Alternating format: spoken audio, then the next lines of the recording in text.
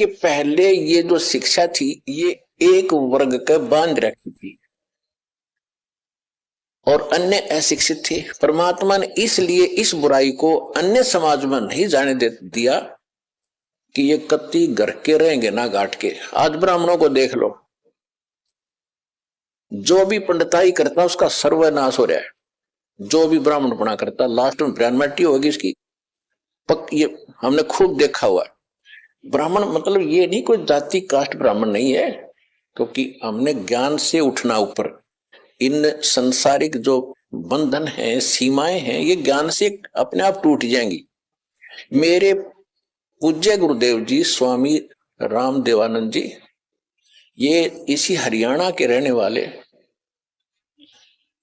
दादरी के पास एक 45 गांव है। तो परमात्मा ने मेरे पूज्य गुरुदेव जी जो ब्राह्मण थे, जाति से ब्राह्मण थे, क्रम ब्राह्मण नहीं था, यानी ब्राह्मण ग्रुप में, ब्राह्मण समुदाय में जन्म हुआ था उनका। और वो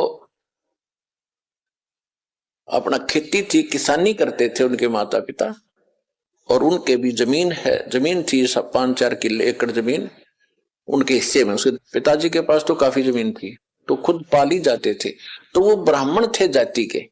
जब उनको ज्ञान हुआ, हमारे पूज्य दादा गुरुजी उनको मिले, और मेरे दादा गुरुजी यानी मेरे गुरुजी के जो गुरुजी थे वो छावला गांव है दिल्ली में, नजफगढ़ के पास।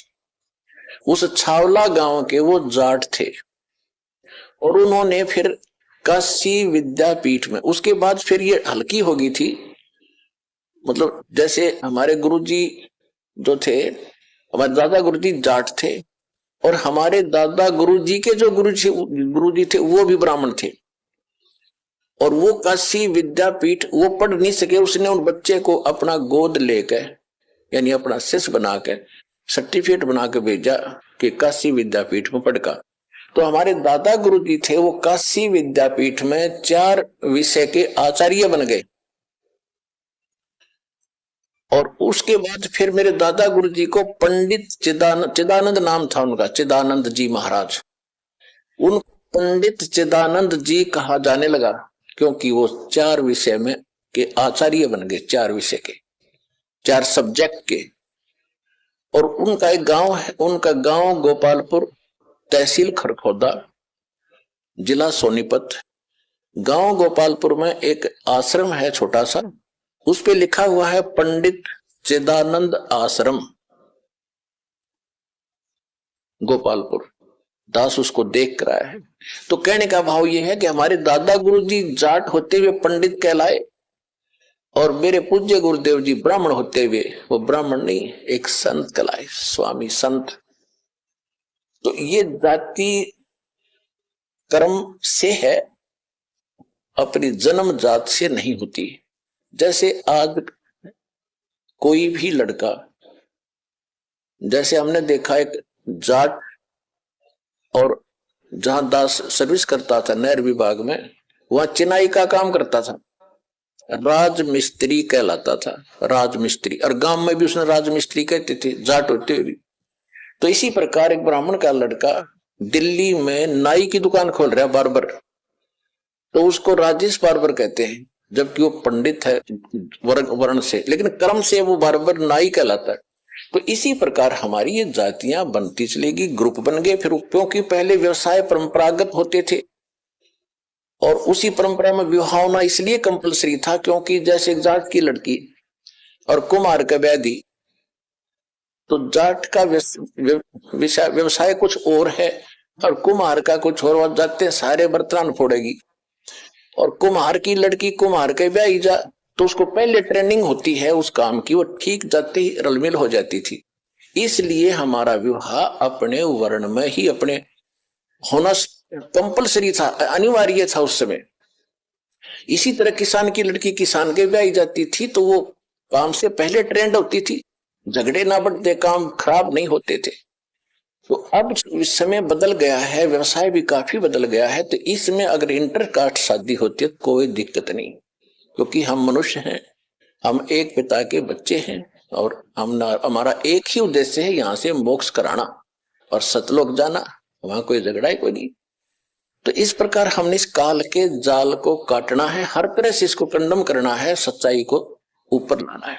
तो इसलिए ये विद्या जो थी ये सीमित होकर रह गई, और परमात्मा ने ये इसलिए आपको नहीं दी, आने दिया आप तक, क्योंकि वो पीक टाइम नहीं आया था, प्राइम टाइम नहीं आया था जिस समय आपको पार करना था। वो कब करना था?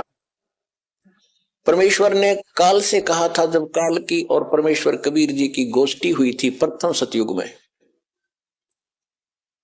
जब सारी बात हो गई कि आप किस लिए आए हो सतलोक से, अपने परमात्मा ने अपना रूप बदल रखा था, अपने पुत्र जोगजीत का रूप बना रखा था। और ये जो काल है ये भी उस परमात्मा का 17वां पुत्र है, ये उसका 17वां पुत्र है। और इसने वहां गलती कर दी थी जिस कारण से इसको निष्कासित कर दिया। हमने भी गलती की थी, जितने भी प्राणी, चींटी, हाथी, मकोड़े, कीड़े, पशु पक्षी, ब्रह्मा विष्णु महेश और हम राजे महाराजे, ये सभी वहीं रहते थे सतलोक में। एक जैसा वहां पर हमारा शरीर था, एक जैसा खान पान था, एक जैसा सुख था। तो हम अपनी गलती से इस कंगाल के साथ आ गए। यहाँ कुछ भी चीज पूरी नहीं, हर समय हर एक चीज का अभाव रहता है। मार मार एक रोटी का काम पूरा ना होता सारे जीवन में जीव का। पशुओं ने देख ले, उसके पीछे भाग रहा है उसको खाने के लिए, हिंसक पशु।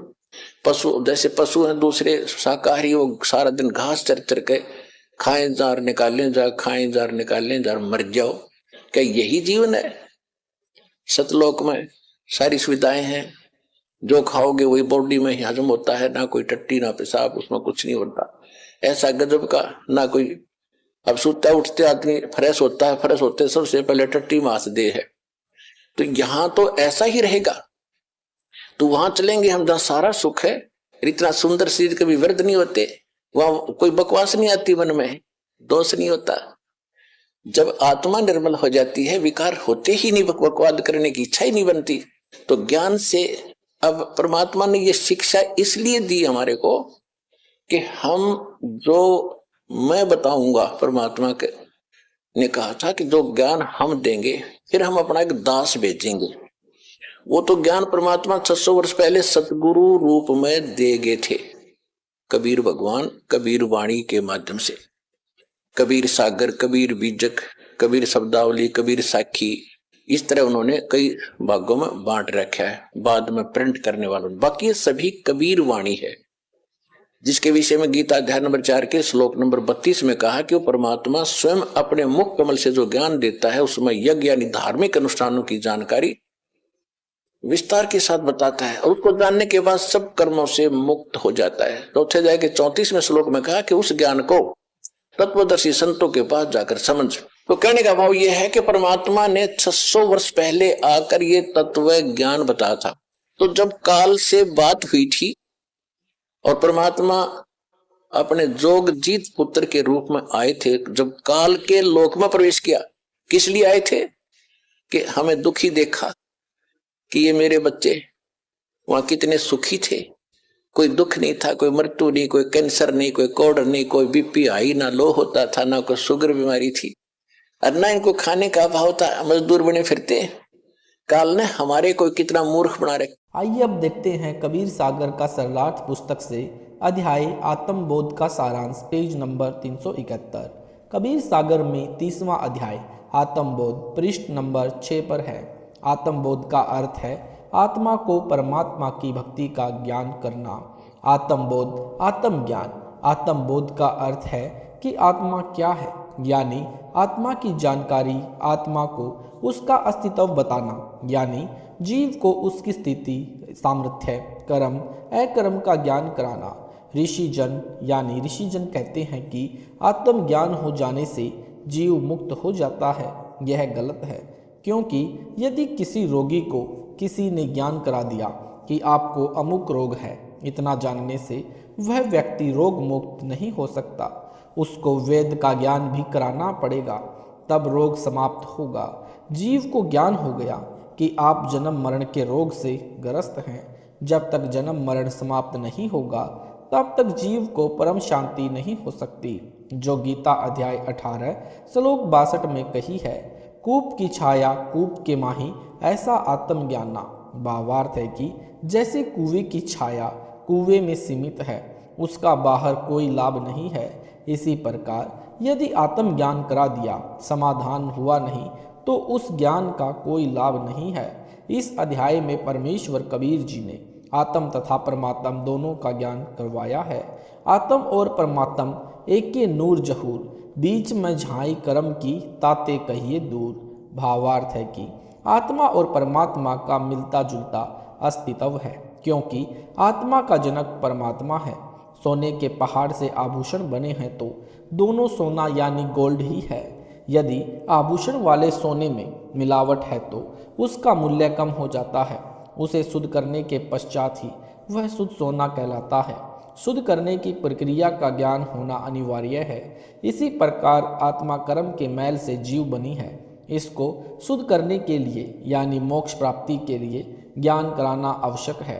परमेश्वर कबीर जी ने इस आत्मबोध अध्याय में आत्मबोध, परमात्मा बोध तथा मोक्ष प्राप्ति की विधि बताई है। पृष्ठ नंबर 5 पर वाणी लिखी है, भक्ति भगवान की बहुत बारीक है, शीश सापे बिना भक्ति नाही, होए अवधूत सब आशा तन की तजे, जीवता मरे सो भक्ति पाही, नाच ना कूद ना ताल का पीटना, रांडिया का खेल है भक्ति नाही, रैन दिन तारी करतार सो लागी रहे, कहे कबीर सतलोक जाही। भावार्थ, परमेश्वर कबीर जी सतगुरु रूप में अपने पाने यानी जीव को मोक्ष दिलाने की विधि स्वयं बताने के लिए प्रकट होते हैं। वे बता रहे हैं कि परमात्मा की भक्ति बहुत नाजुक है, बड़ी सावधानी के साथ करना चाहिए। यदि परमात्मा की भक्ति के लिए सिर भी देना पड़े तो चूकना नहीं चाहिए। यह सिर अर्थात मानव शरीर तथा उसका अंग सिर परमात्मा का प्रदान किया हुआ है। यदि भक्ति मार्ग में सिर देने से चूक गए तो बहुत बड़ी भूल होगी। काल भ्रम कभी भी यह शरीर नष्ट करा देगा। दुर्घटना, रोग, जल में डूबने से, अग्नि लगने से कभी भी यह शरीर नष्ट हो सकता है। यदि परमात्मा प्राप्ति के लिए समर्पित करना पड़े तो सौभाग्य जाने और पीछे मुड़कर न देखें। परमात्मा प्राप्ति के लिए जीवित मरना अनिवार्य है। जीवित मरना क्या है? आप जी को गुरु दर्शन या सत्संग सुनने के लिए जाना है, दूसरी ओर कोई अनिवार्य काम भी करना है तो आप जी को अनिवार्य कार्य छोड़कर सत्संग सुनने तथा सतगुरु सेवा में जाना चाहिए। यह कार्य वही कर सकेगा जो जीवित मर चुका है। एक व्यक्ति को अति अनिवार्य कार्य था, जिस कारण से उसने रातों रात जाकर वापस आकर उस कार्य को करना था। रात्रि सेवा बस से दिल्ली से चंडीगढ़ रवाना हुआ, सुबह तक वापस लौटना था। वह बस दुर्घटनाग्रस्त हो गई, वह व्यक्ति मारा गया। जिस अनिवार्य कार्य के लिए रातों रात भागा था, उस कार्य को अब कभी नहीं कर सकेगा। भक्तजन जीवित मर जाते हैं, वे अनिवार्य कार्य को छोड़कर सत्संग तथा सतगुरु सेवा में अवश्य जाते हैं। वे विचार करते हैं कि यदि आज मेरी मृत्यु हो जाए तो फिर इस अनिवार्य कार्य को कौन करेगा। इसलिए 2 या 3 दिन के लिए मरकर सत्संग तथा सतगुरु सेवा में चले जाते हैं। उनको दान यानी उनको ज्ञान होता है कि 2-3 दिन के पश्चात फिर कार्य करके क्षतिपूर्ति कर लेंगे। यदि स्थायी मृत्यु हो गई तब कौन करेगा। इसको जीवित करना चाहते हैं, यानी इसको जीवित मरना कहते हैं। नाचना कूदना, ताल मृदंग का बजाना, रंडियाँ यानी हिजड़ों के खेल समान है, जो जागरण में या अन्य धार्मिक कार्यक्रम में नाचते कूदते हैं। वह भक्ति नहीं है। रात दिन सुरती का तार करतार में लगा रहे, वह मोक्षदायक है। पृष्ठ नंबर 8 पर, रैन दिन संत यूं सोवता देखिए, संसार की तरफ सु पीठ दिया, मन अरु पवन फिर लूट चाले नहीं, चंद अरु सूर को सम किया, टकटकी चंद चकोर की तरह सुरती अरु नृत्य का तार बाजे, नौबत तहाँ रैन दिन शून्य में धूरत है, कहीं कबीर यूं गगन गाजे। भावार्थ, संत यानी संत संसार की ओर से पीठ करके सोता है, यानी सांसारिक भोग विलास तथा शानो शौकत से मुख मोड़ लेता है। मन पवन सुरती नृत्य को परमात्मा के भजन में लगाए रहता है। वह तो आकाश में परमात्मा के बाजों की धुन को सुनता रहता है। परमात्मा के भजन में ऐसे ध्यान लगाता है जैसे चकोर पक्षी एक पल भी चांद से अपनी नज़र नहीं हटाता। वह चंद्रमा को देखते देखते गर्दन को ऊपर करता रहता है और चंद्रमा शिखर से नीचे को जाता है तो अपनी गर्दन को ऊपर से नीचे को करते समय वृक्ष से गिर जाता है, उसकी गर्दन टूट जाती है। वह पंख भी नहीं फैलाता, कहीं ध्यान भंग होने के चंद्रमा को देखना न छूट जाए, ऐसे एक टक देखता रहता है। जमीन पर गिरा गिरा गर्दन टूटने पर भी चंद्रमा से नजर नहीं हटाता। संत इसी प्रकार परमात्मा के भजन में टकटकी लगाकर सुरती नृत्य मन तथा पवन से स्मरण में मन लगाता है, यानी मगन रहता है। नाम स्मरण यानी मंत्र के जाप को करते समय मन सुरती नृत्य तथा पवन यानी समास समास को नाम पर लगाया जाता है। प्रश्न नंबर 10 पर नाभि में कस्तूरी का मृगा बहारे फिरे, उल्टी कर आप में नाही जावे, भागता भरमता योनि पूरी करे, अंध होए आपुनी वस्तु खोवे, नाभि निज नाम सो ठाम पावे नाही, जगत सब जावे तीर्थ भूला, कहे कबीर हरिपंथ यूं नाल है, अंध भवसागर में फिरत फूला, उलीट कर वजूद में बरमना दूरी कर, बाची के भटकने सिद्धि नाही, फिरे बाहर और वस्तु नाश में, वस्तु विचार तू देख माही, आप में आप है अजप्पा जपो, जाप जपते आप पावे, कहें कबीर ये सत्य की सैन है, सत का शब्द सब संत गावे। भावार्थ, मृग की नाभि में कस्तूरी विकसित हो जाती है। हिरण जब घास चरता है तो उसके श्वासों से कस्तूरी की सुगंध निकलती है। वह घास तथा धरती से टकराकर मृग की नाक में जाती है तो उस खुशबू का आनंद लेने के लिए मृग घास को सूंघता है, फिर सोचता है कि वह सुगंधित वस्तु कहीं घास में गिरी है। वह सुगंध है इसकी नाभि में, उसी के शरीर में। वह पशु बिना ज्ञान के कस्तूरी कहाँ है, वह इधर उधर भटक कर खोज कहाँ कर रहा है। जब वह मृग थक कर बैठ जाता है तो उसको अपने श्वासों से वह सुगंध निकलती महसूस होती है। जब घास चरने लगता है तब फिर भ्रमित होकर कस्तूरी की खोज में लगा रहता है। इस प्रकार अपना जीवन नष्ट कर जाता है। यही दशा उन भोले भक्तों की है जो तीर्थों पर भ्रमण करके परमात्मा को खोज रहे हैं। जब सतगुरु मिल जाता है तो उसको श्वास का स्मरण अजप्पा जाप बताया जाता है। तब परमात्मा अपने शरीर द्वारा भक्ति साधना करने से प्राप्त होता है। आत्मबोध पृष्ठ 18 पर साधु के संग साधु होत है, जगत के संते जगत होवे, साधु के संग परम सुख उपजे, जगत के संगते जन्म खोवे, साधु के संगते परम पद पाइये, जगत के संगते दुख भारी, कहें कबीर यह संत का शब्द, सुनो रे जीव सब पुरुष नारी। भावार्थ, संत की शरण में आने से जीवन में सुख होता है, परमात्मा का वह परम पद प्राप्त होता है जो गीता अध्याय 15 श्लोक 4 में, गीता अध्याय 18 श्लोक 62 में कहा है। जगत के व्यक्तियों के साथ रहने से जगत की भाव ही रहता है और अनमोल मानुष जन्म नष्ट हो जाता है।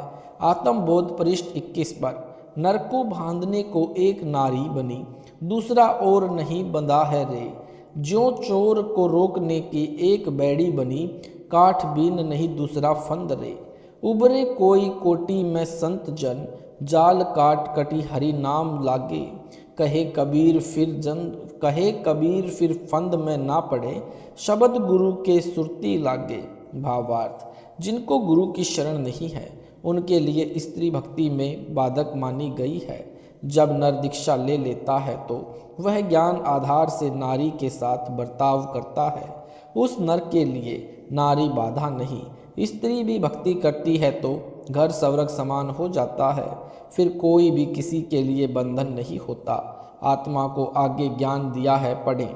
संत गरीबदास जी, गांव छुड़ानी, हरियाणा की अमृतवाणी।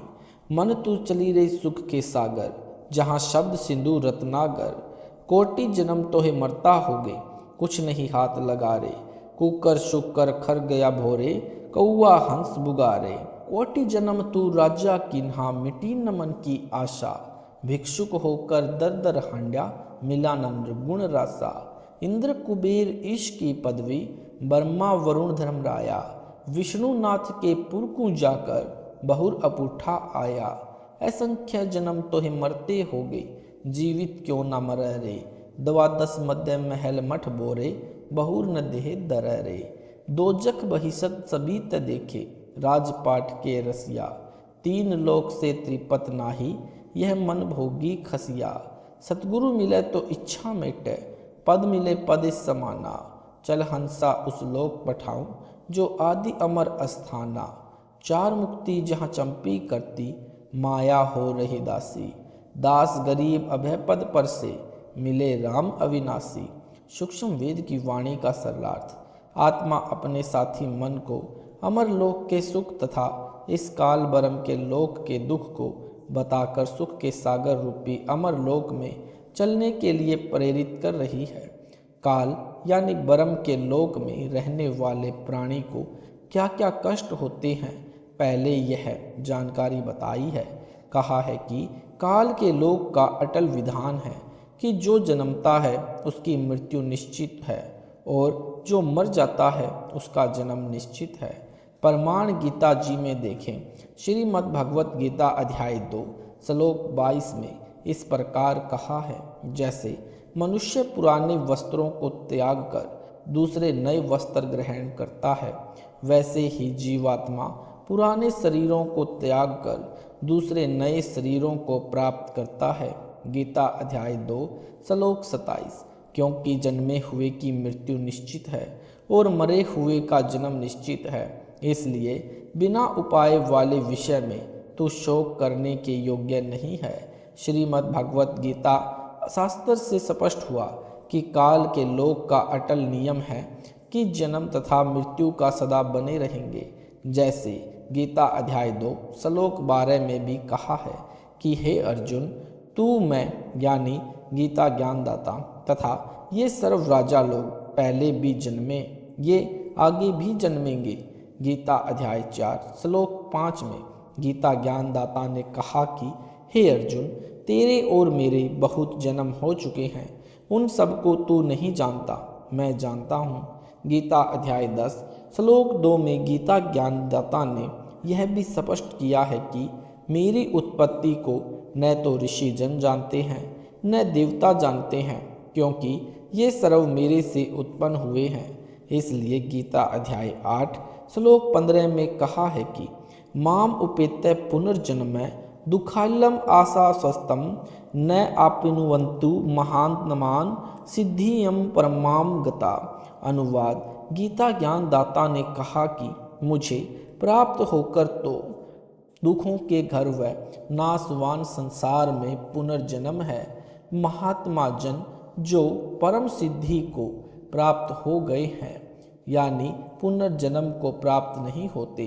विशेष पाठक जनों से निवेदन है कि मुझ यानी लेखक संत रामपाल दास से पहले सर्व अनुवादकों ने गीता के इस श्लोक का गलत अनुवाद किया है। गीता ज्ञानदाता ने कहा कि मुझे प्राप्त होकर पुनर्जन्म को प्राप्त नहीं होते। विचार करें, पहले लिखे अनुवादों यानी पहले लिखे गीता के श्लोकों में आप जी ने पढ़ा कि गीता ज्ञानदाता ने स्वयं कहा कि मेरे तथा तेरे अनेकों जन्म हो चुके हैं। फिर भी इस श्लोक का यह अर्थ करना कि मुझे प्राप्त महात्मा का पुनर्जन्म नहीं होता, गीता की यथार्थता के साथ खिलवाड़ करना तथा अर्थों का अनर्थ करना मात्र है। फिर गीता ज्ञानदाता ने गीता अध्याय 18 श्लोक 62 तथा गीता अध्याय 15 श्लोक 4 में कहा है कि गीता अध्याय 18 श्लोक 62, हे भारत, तू सर्वभाव से उस परमेश्वर की शरण में जा, उस परमेश्वर की कृपा से तू परम शांति तथा सनातन परम धाम को प्राप्त होगा। गीता अध्याय 15 श्लोक 4। तत्व ज्ञान की प्राप्ति के पश्चात परमेश्वर के उस परम पद की खोज करनी चाहिए, जहाँ जाने के पश्चात साधक लौट कर संसार में कभी नहीं आते, अर्थात उनका पुनर्जन्म कभी नहीं होता। जिस परमेश्वर से संसार रूपी वृक्ष की परवर्ती विस्तार को प्राप्त हुई है, अर्थात जिस परमेश्वर ने सर्व ब्रह्मांडों की रचना की है तथा जिससे सर्व प्राणियों की उत्पत्ति हुई है, उसी आदि नारायण की भक्ति करो। यही परमाण गीता अध्याय 18 श्लोक 46 में भी है। गीता अध्याय 18 श्लोक 46। गीता ज्ञानदाता ने बताया कि जिस परमेश्वर से संपूर्ण प्राणियों की उत्पत्ति हुई है और जिससे यह समस्त जगत व्याप्त है, अर्थात जिसकी शक्ति से उत्पन्न होकर स्थित है, उस परमेश्वर की अपने स्वाभाविक कर्मों द्वारा अर्थात अपने सांसारिक कार्य करते हुए पूजा करके मानव परम सिद्धि को प्राप्त हो जाता है। गीता अध्याय 15 श्लोक 16-17 में विशेष ज्ञान कहा है। गीता अध्याय 15 श्लोक 16। इस संसार में जो पुरुष अर्थात प्रभु है, नंबर 1 क्षर पुरुष, नंबर 2 अक्षर पुरुष, ये दोनों तथा इनके लोकों में इनके अंतर्गत जितने प्राणी हैं वे सर्वनाशवान है। जीवात्मा तो किसी की नहीं मरती। जैसे गीता अध्याय 15 श्लोक 17। उत्तम पुरुष अर्थात पुरुषोत्तम जो श्रेष्ठ प्रभु है वह तो ऊपर कहे, यानी क्षर पुरुष तथा अक्षर पुरुष दोनों पुरुषों से अन्य है। वही परमात्मा कहा जाता है जो तीनों लोकों में प्रवेश करके सबका धारण पोषण करता है। वह वास्तव में अविनाशी परमेश्वर है। गीता अध्याय 8 श्लोक 1 में अर्जुन ने प्रश्न किया कि आप जी ने जो गीता अध्याय 7 श्लोक 29 में तत्परम कहा है वह क्या है? गीता ज्ञानदाता ने गीता अध्याय 8 के ही श्लोक 3 में उत्तर दिया है कि वह परम अक्षर ब्रह्म है। गीता अध्याय 15 श्लोक 17 में भी इसी के विषय में कहा है। गीता ज्ञानदाता ने गीता अध्याय 8 श्लोक 5 तथा 7 में तो अपनी भक्ति करने को कहा है। उसका परिणाम गीता अध्याय 2 श्लोक 12 अध्याय 4 और श्लोक 5 अध्याय 10 श्लोक 2 में बता रखा है कि अर्जुन तेरे और मेरे बहुत जन्म हो चुके हैं। इससे सिद्ध हुआ कि गीता ज्ञानदाता की भक्ति से जन्म मरण का चक्र समाप्त नहीं हो सकता। सत साहिब जी, वीडियो अच्छा लगा है तो वीडियो को लाइक करें, शेयर करें, कमेंट करें और हमारे चैनल को सब्सक्राइब जरूर करें। सत साहिब जी।